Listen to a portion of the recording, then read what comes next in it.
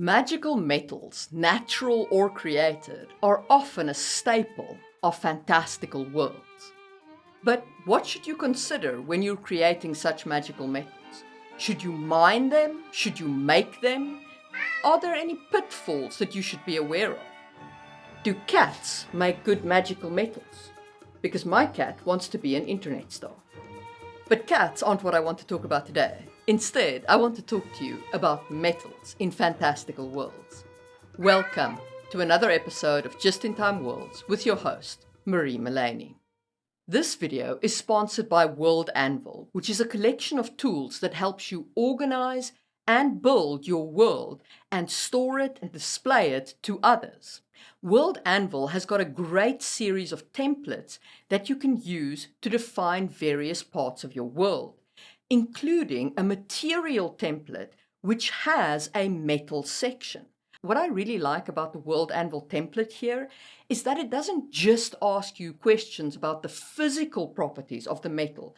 It's not just questions like what is its melting point and how do you smelt it and where do you find it. It's also questions about its impact in your world. What is its cultural impact? Has it ever been restricted by law? Is it something that can only be used by a certain class of people? And the reason why I like it is because a cool metal is one thing. But if you have a cool metal that is restricted by law, that our hero has to steal from the evil emperor, now you're talking about a real story. So if you're interested in checking out World Anvil, you can do so on my link below and sign up for free. And thank you very much to World Anvil for sponsoring my content and hosting my world of the Sangwheel Chronicles. Okay, enough of that, let's crack on. So where do the elements that form metals actually come from? Well, they come from the stars. So in the stars, you have this really hot, really high pressure nuclear fusion reactions. The temperature of our star, for example, is 15 million degrees Celsius. That's 27 million degrees Fahrenheit. And the pressure is 250 billion times greater than Earth. And when you put elements under that kind of pressure, they start forming into other elements. They start squishing together. So hydrogen, the one single proton element, was the first element, the only one that existed before stars. And then stars forced hydrogen together. And then when they've used up all the hydrogen, they then move on to the next metal and they start forcing that together and they start forcing that together. And so the elements become more atomically dense each time a star runs out of elements.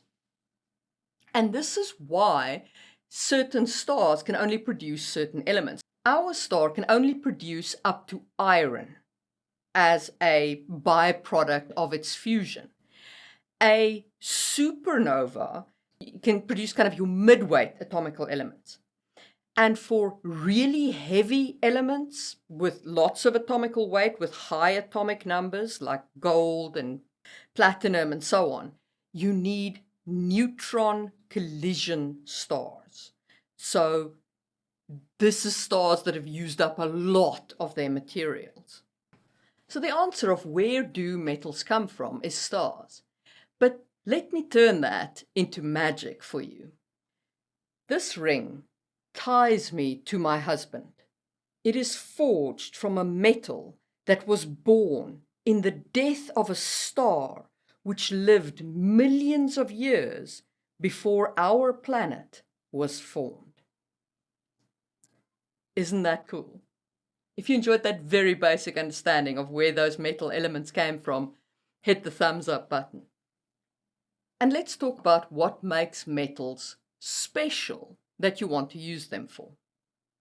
So metals are hard. They are generally harder than non-metallic substances. There's like a whole hardness scale.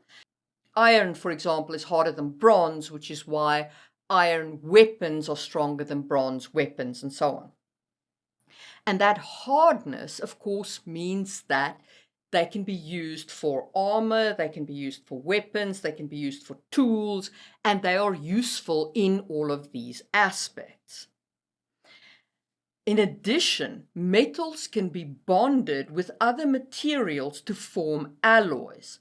One of the most famous, of course, is bronze. I mean, we have a whole Bronze Age named after it, which is the combination of tin and copper. Of course, you don't have to combine tin with it. You could combine arsenic with copper to form arsenical bronze, which was probably the first bronze that we discovered. But the problem with that combination is your smiths get arsenic poisoning and die from it, so it's not great. Tin makes a much better combination.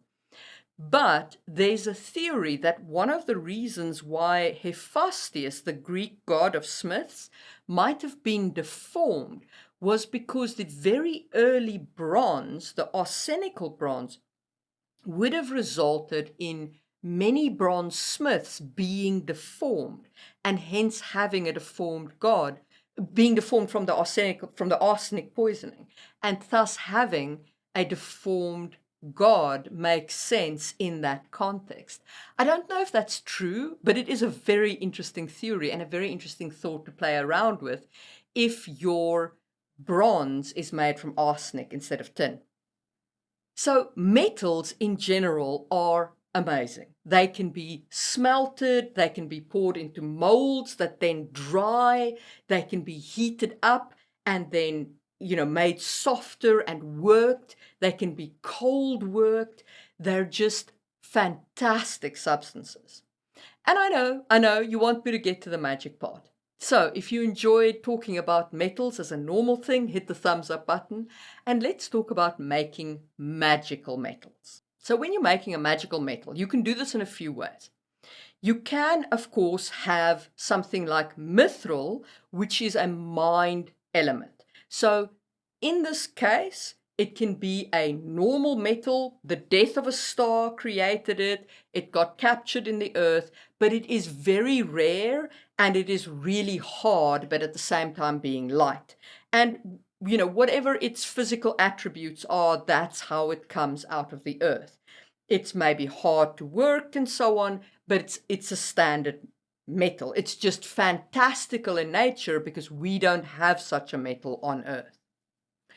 It could also be something like adamantine in D&D, which is only found in meteor impact site, the implication being that it is carried on meteor stones down to Earth, where it is then mined out of those meteor stones. Or this metal could be an alloy.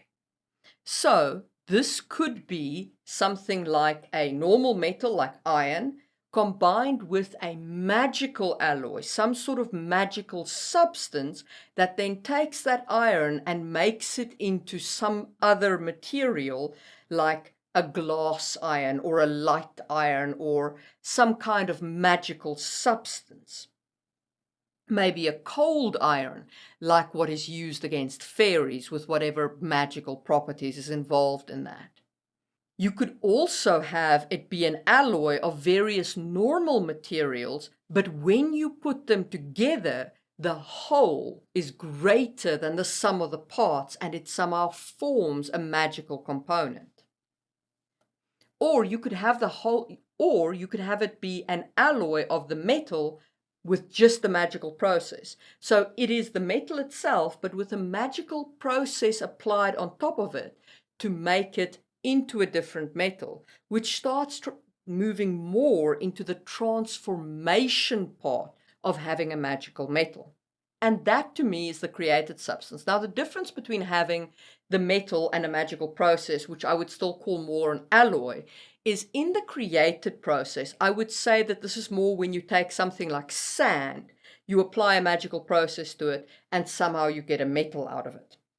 And this would be something that you would get with kind of alchemical magical processes, where you I take all of these things together and, I make out of this a different metal. So you could have your magical metals be the result of such a transformative process. You could also have something like magic pulls the metal out of the air and thus makes this blob of pure metal. So the magic is almost used in mining this special metal in order to create this magical element. You can, of course, also have a divine creation process. So a god created these metals and either placed them in the earth or donated them to his temple or whatever, wherever these metals are, they are divinely created, and your characters have to go and get it there from the divine source.